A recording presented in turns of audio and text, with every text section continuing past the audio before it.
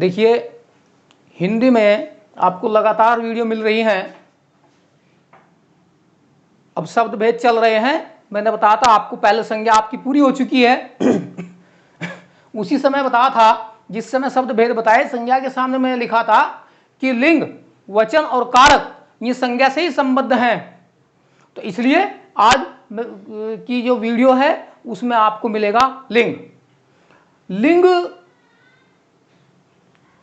शब्द का जो अर्थ है, अर्थात लिंग का जो शाब्दिक अर्थ है, कभी कभी आ जाता है लिंग का अर्थ है या लिंग का शाब्दिक अर्थ है या लिंग शब्द का अर्थ है। प्रश्न कैसे भी बन सकता है। उसका आपका उत्तर होगा चिन्ह या निशान। लिंग का शाब्दिक अर्थ है चिन्ह या निशान, यानी उसको चिन्हित कर दिया गया है। अर्थात संज्ञा के जिस रूप से व्यक्ति या वस्तु की जाति का बोध हो उसे लिंग कहते हैं। संज्ञा के जिस रूप से व्यक्ति या वस्तु की जाति का बोध हो उसे हिंदी में लिंग कहते हैं। आप समझ गए होंगे, हमें चिन्हित करना है। अब हिंदी में जो लिंग है,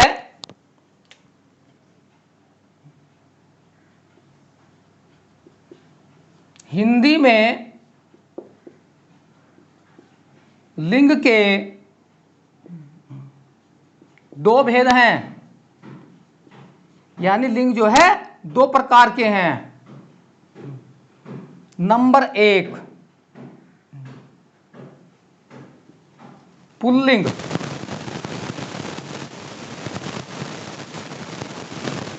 और नंबर दो स्त्रीलिंग। दो भेद हैं, पुल्लिंग और स्त्रीलिंग। पुल्लिंग क्या है?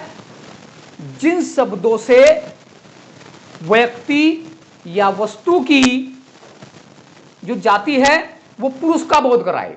अर्थात जो शब्द व्यक्ति या वस्तु, दो ही चीज है, व्यक्ति और वस्तु, उसमें लिंग निर्धारण करे। कैसे? पुल्लिंग क्या है? जो शब्द पुरुष जाति का बोध कराते हैं वे पुल्लिंग है, और जो शब्द स्त्री जाति का बोध कराते हैं वो स्त्रीलिंग है। पुल्लिंग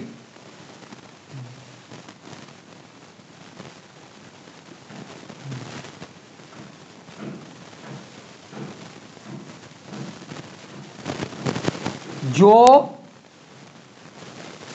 शब्द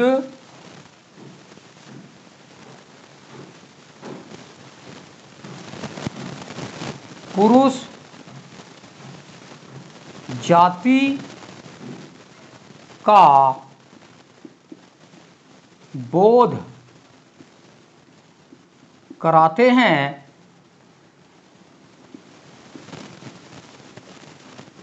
उन्हें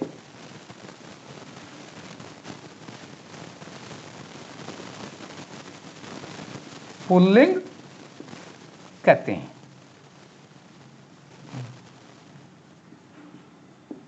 अब पुरुष जाति का बोध कराया।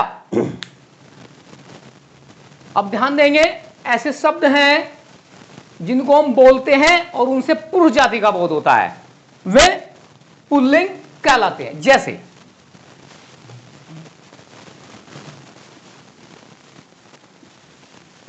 भाई,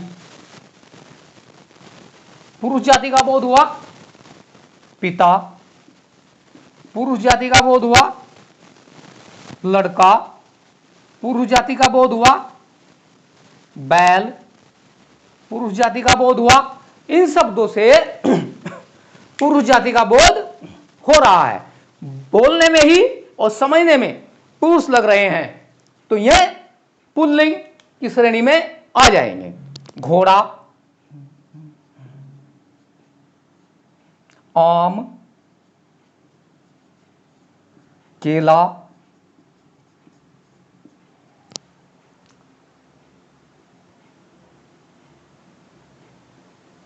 आदि। इस तरह के जो शब्द हैं सब पुल्लिंग की श्रेणी में आ जाएंगे। दूसरा है स्त्रीलिंग।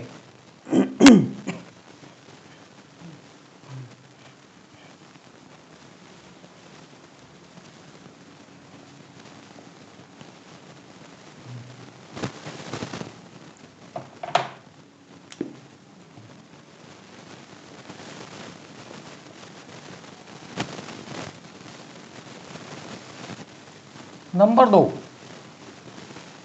स्त्री लिंग।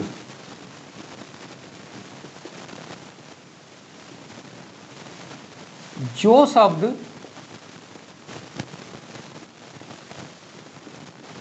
स्त्री जाति का बोध कराते हैं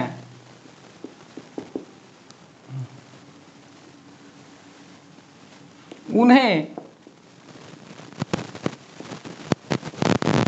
स्त्रीलिंग कहते हैं।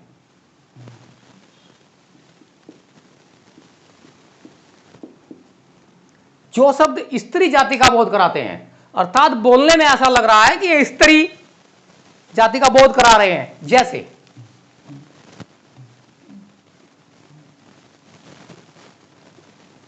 कोयल, मैना, गाय, बकरी, सीता,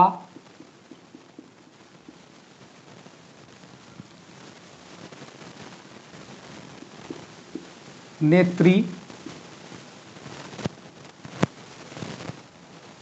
आदि।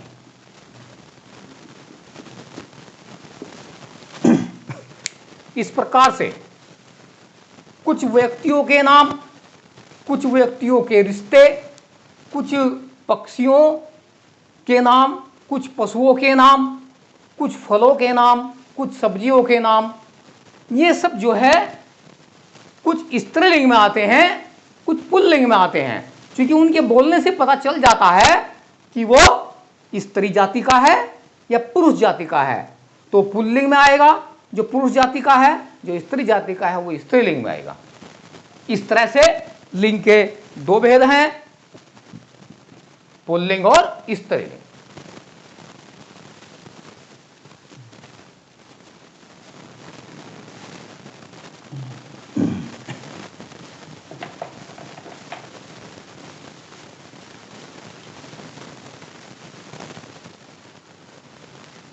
अब देखिए,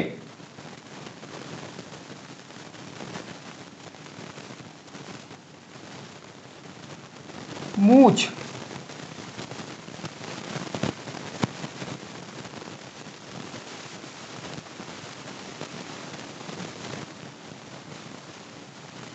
दाढ़ी, दो शब्द हैं, मूछ और दाढ़ी। दोनों पुरुष के मुंह पर हैं, मूछ भी और दाढ़ी भी दोनों पुरुष के मुंह पर हैं, लेकिन बोलने से, संबोधन से क्या बोध हो रहा है? मूछ पुल्लिंग का बोध करा रही है और दाढ़ी शब्द जो है स्त्रीलिंग का बोध करा रहा है। अब इससे पता चल गया कि हमें किस प्रकार से दोनों मूछ भी और दाढ़ी भी पुरुष के मुंह पर हैं, लेकिन मूछ पुल्लिंग है और दाढ़ी स्त्रीलिंग है।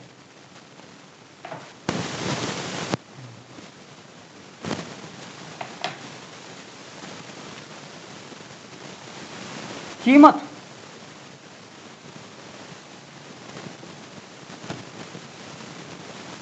कीमत कीमत बढ़ गई तो स्त्रीलिंग हो गया, और मूल्य बढ़ गया, ये पुल्लिंग हो गया। बात एक ही है, दोनों का अर्थ एक ही है, लेकिन अगर कीमत शब्द बोल दिया तो स्त्रीलिंग हो गया, और मूल्य बोल दिया तो पुल्लिंग हो गया। सुबह तो स्त्रीलिंग है, और सवेरा तो पुल्लिंग है, जबकि अर्थ एक ही निकलेगा। बस इस बात का ध्यान रखना है।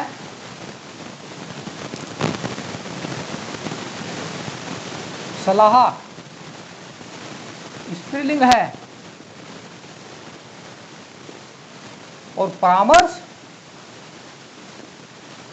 पुल्लिंग है, क्योंकि अर्थ एक ही निकल रहा है दोनों का। सलाह अब क्रिया से पता चलता है, जब हम क्रिया लगाते हैं तो उससे मालूम होता है कि ये स्त्रीलिंग में जाएगा या पुल्लिंग में जाएगा। सलाह ली गई, ली गई। परामर्श लिया गया। देखिए वो पुल्लिंग में चला गया, वो स्त्रीलिंग में चली गई।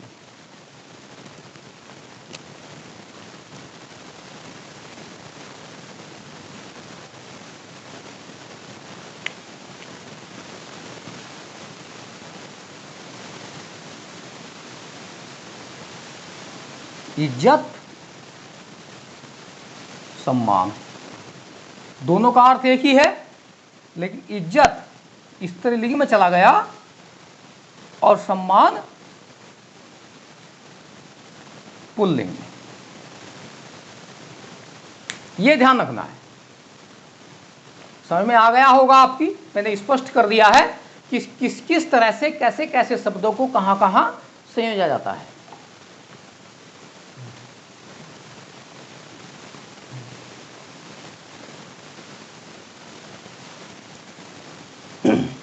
नोट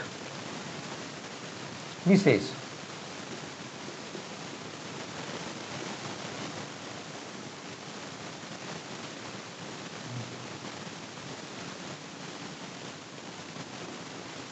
दूध से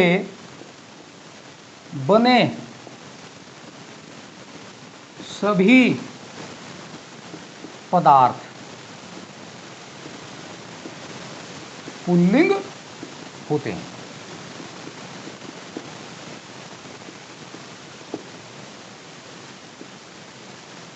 जैसे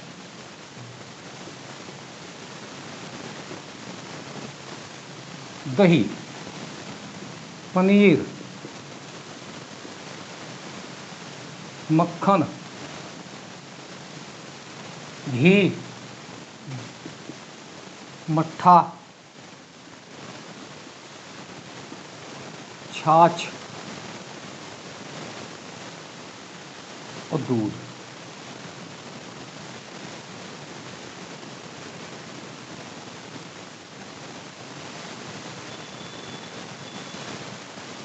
पानी,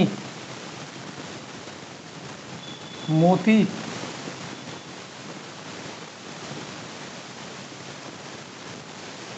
पुल्लिंग होते हैं।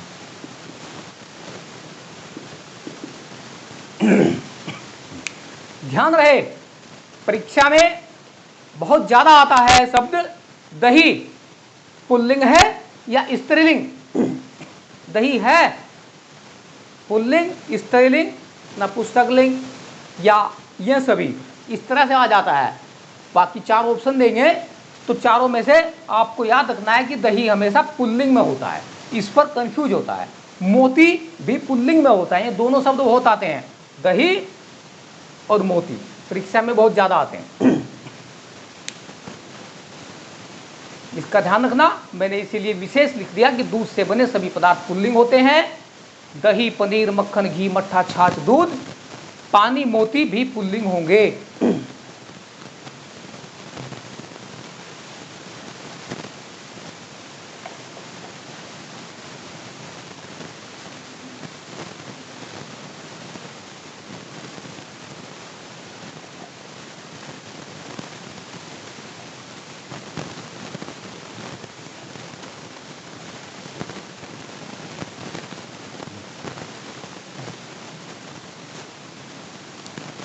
अब मैं कुछ शब्द लिख रहा हूं, उनके आपको लिंग निर्धारण करने हैं। पुल्लिंग, पुल्लिंग लिखूंगा, उनके स्त्रीलिंग बनाने हैं। पुल्लिंग से स्त्रीलिंग बनाओ।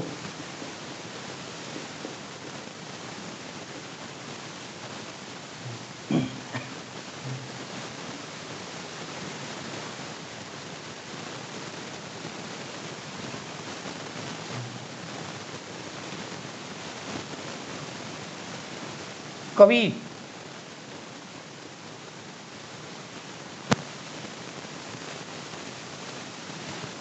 सम्राट,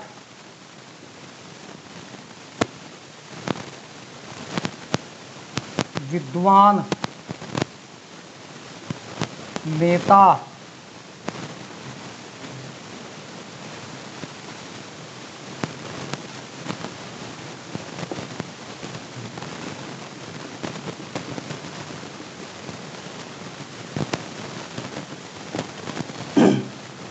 अब ये कुछ शब्द इस तरह के हैं,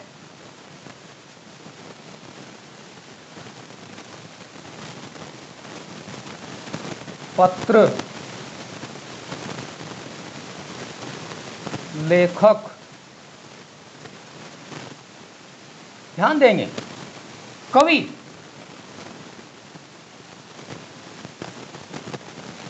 कवयित्री, सम्राट, साम्राज्ञी, विद्वान,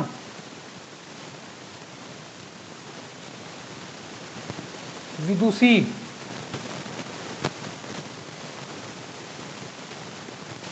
नेता, नेत्री, पुत्र, पत्र, पत्रिका, लेखक, लेखिका।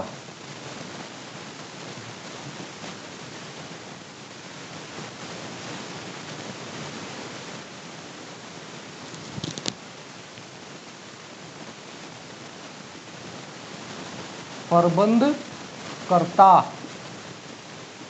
इसका स्त्रीलिंग होगा प्रबंध कर्त्री। कार्य कर्ता, कार्य कर्त्री। कुछ शब्द ऐसे हैं जो परीक्षा में आ जाते हैं, लेकिन हम उनका स्त्रीलिंग नहीं बना पाते। तो हमें इस तरह के शब्दों को ध्यान में रखना बहुत जरूरी है। महान, स्त्रीलिंग महती,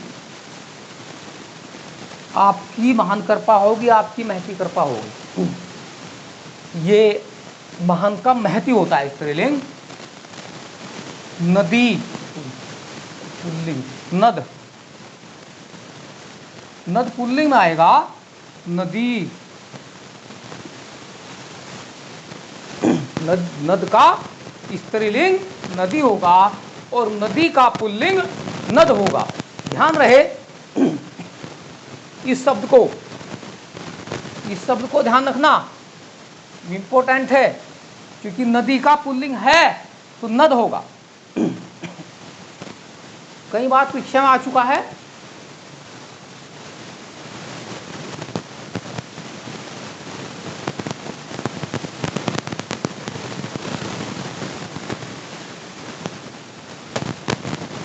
बस आगे आप देखते रहना, किताबें हैं उन्हें पढ़ते रहना। जो इम्पोर्टेंट यानी खास शब्द हैं, परीक्षा में आने उपयोगी, मैंने आपको समझा दिए हैं, इनको हमेशा ध्यान रखना। अगर कभी आ जाए मच्छर,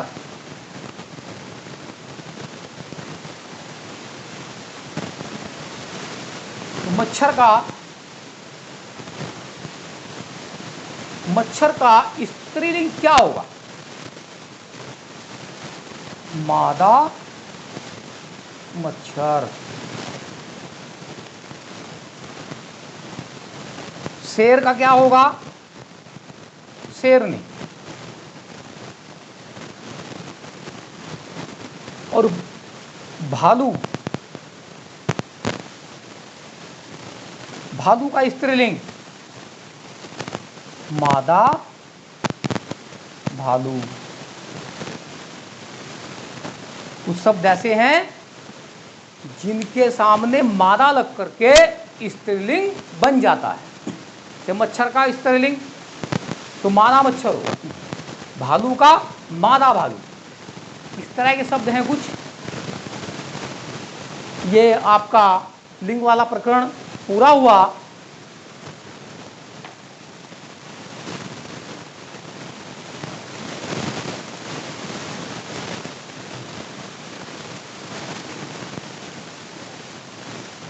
इसी सीढ़ी में हम आगे बढ़ते हैं। वचन।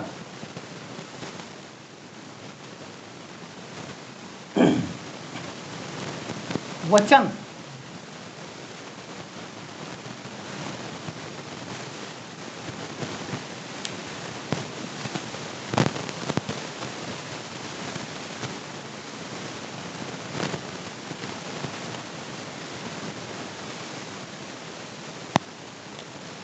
वचन का अभिप्राय संख्या से है। वचन का अभिप्राय संख्या से है।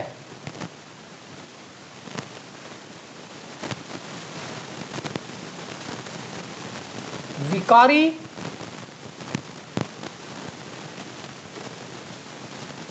शब्दों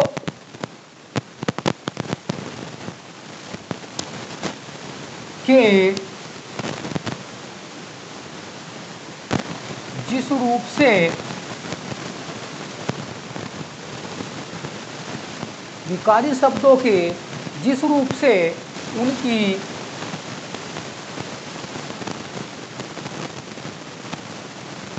संख्या एक या अनेक का बोध हो, उसे वचन कहते हैं।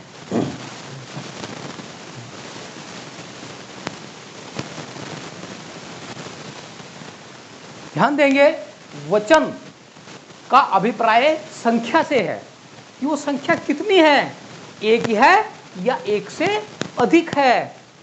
विकारी शब्दों के जिस रूप से उनकी संख्या यानी एक या अनेक का बोध हो, उसे वचन कहते हैं। एक है संख्या या अनेक है। इस प्रकार हिंदी में दो वचन हैं।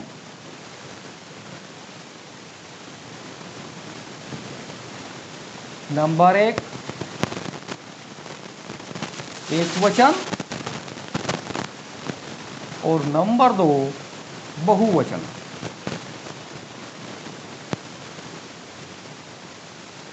हिंदी में दो वचन हैं, नंबर एक वचन और नंबर दो बहुवचन।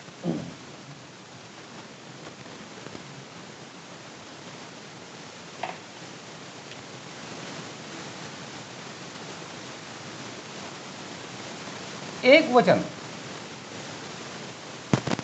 शब्द के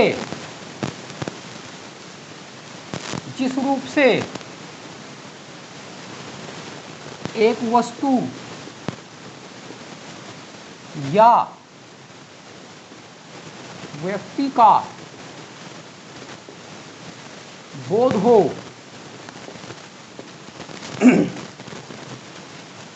उसे एक वचन कहते हैं। जैसे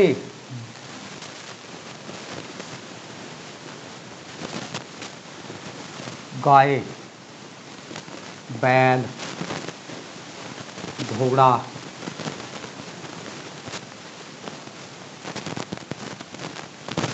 लड़का,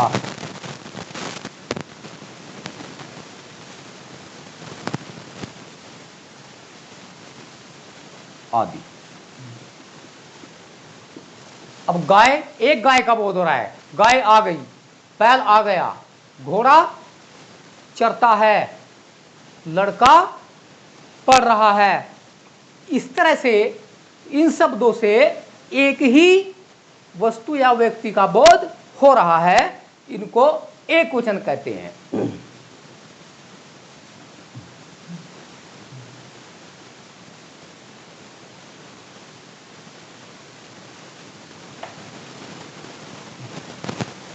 दूसरा है बहुवचन।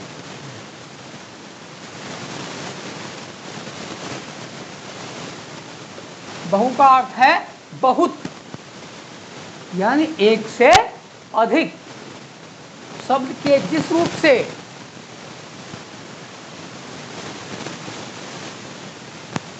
एक से अधिक वस्तु या व्यक्ति का बोध हो, उसे बहुवचन कहते हैं।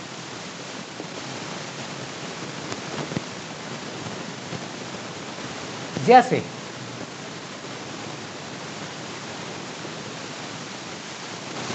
घोड़े, लड़के, पुस्तकें,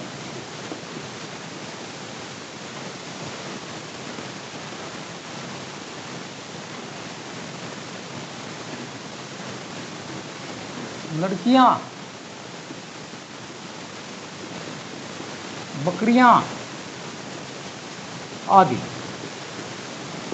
इनसे एक से अधिक वस्तु या व्यक्ति का बोध हो रहा है। घोड़े, बहुत से घोड़े हैं, लड़के, बहुत से लड़के हैं, लड़के मैदान में खेल रहे हैं, घोड़े दौड़ रहे हैं, पुस्तकें अलमारी में रखी हैं, लड़कियां गीत गा रही हैं, बकरियां मैदान में चर रही हैं। तो ये क्या हुआ, आपका बहुवचन का बोध कराया, तो ये बहुवचन की संज्ञा में आए।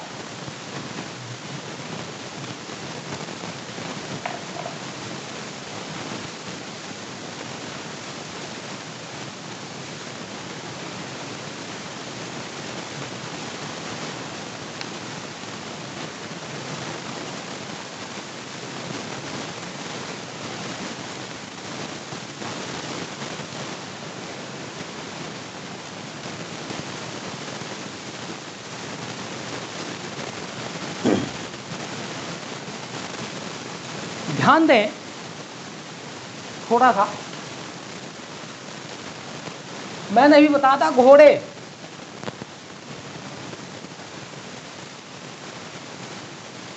बहुवचन है, लेकिन कभी कभी अगर वाक्य में आ जाए तो एक वचन में भी हो जाता है। ध्यान देंगे, घोड़े दौड़ रहे हैं, घोड़े दौड़ रहे हैं। इस वाक्य में घोड़े बहुवचन है।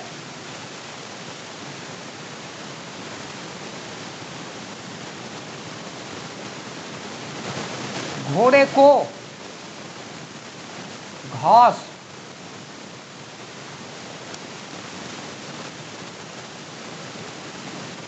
खाने दो, घोड़े को घास खाने दो।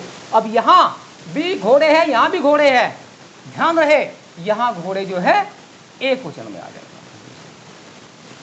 अगर परीक्षा में आ जाए घोड़े को घास खाने दो, वाक्य में घोड़े है, तो आपको यहां एक वचन में प्रयुक्त होगा। ये घोड़े दौड़ रहे हैं, वाक्य में घोड़े है, तो यहां बहुवचन में आ जाएगा। क्रिया के अनुसार देखिए, क्योंकि घोड़ा को घास दो ऐसा नहीं कह सकते।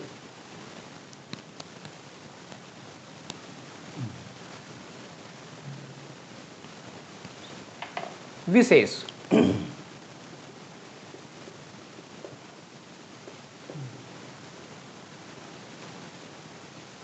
कुछ शब्द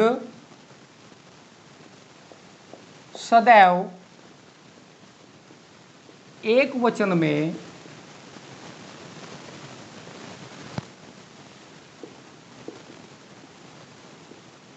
प्रयुक्त होते हैं।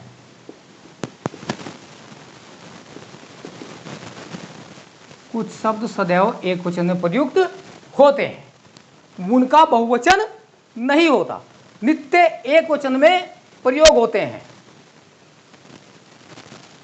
देखो, जैसे माल, जनता, सामान,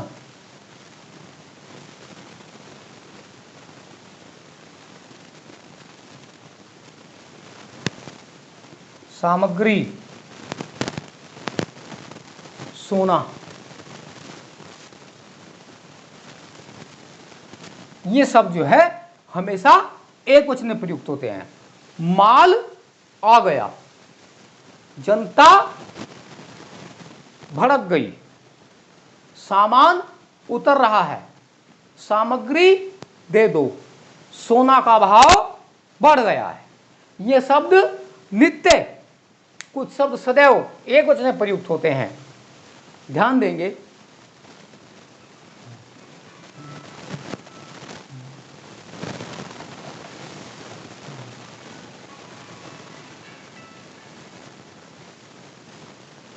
हेलो, बोल, है पढ़ा रहा है।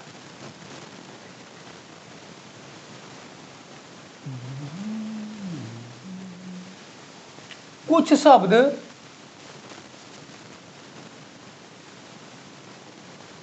सदैव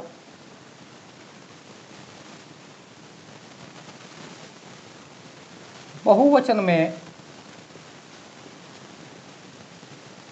प्रयुक्त होते हैं।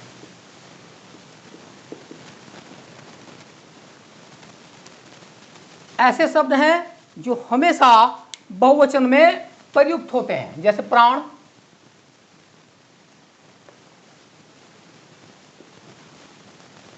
बाल,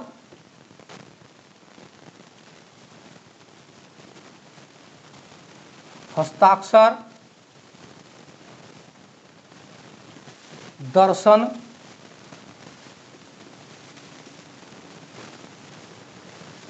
आंसू,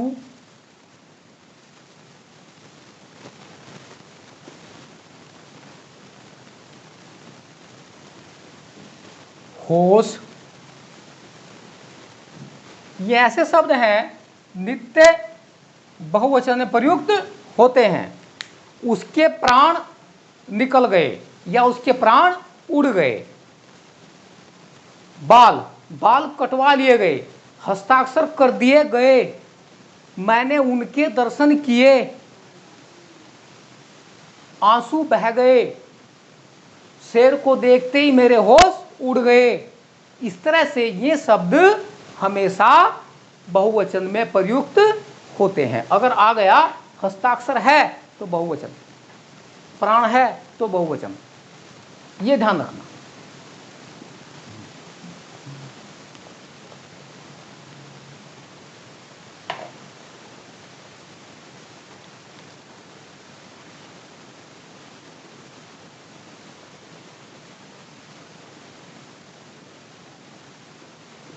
आदरणीय,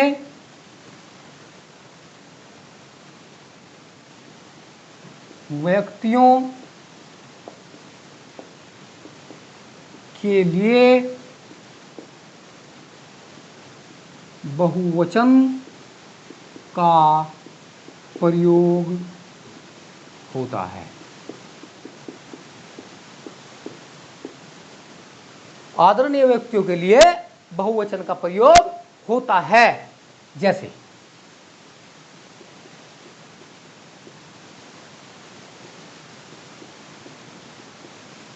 पिताजी आ रहे हैं।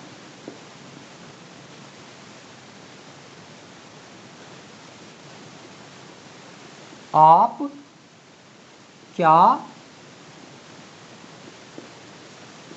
चाहते हैं? आप क्या चाहते हैं? तुलसी श्रेष्ठ कवि थे। तुलसी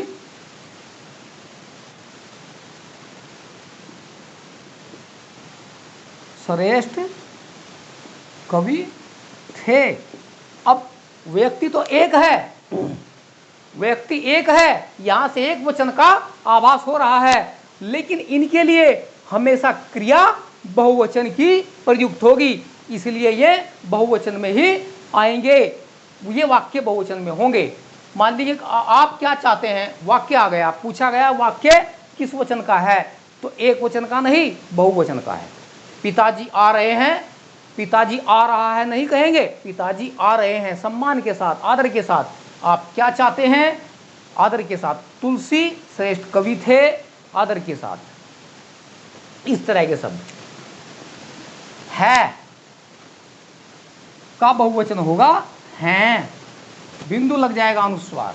है का बहुवचन है होगा, और था का थे होगा, और एक का अनेक होगा। अनेकों नहीं होता कभी भी, ध्यान रहे, अनेकों गलत है। बगीचे में अनेकों पेड़ थे, अनेकों, ये रोंग है बिल्कुल। अगर आ जाए कि बगीचे में अनेकों पेड़ हैं, एक है बगीचे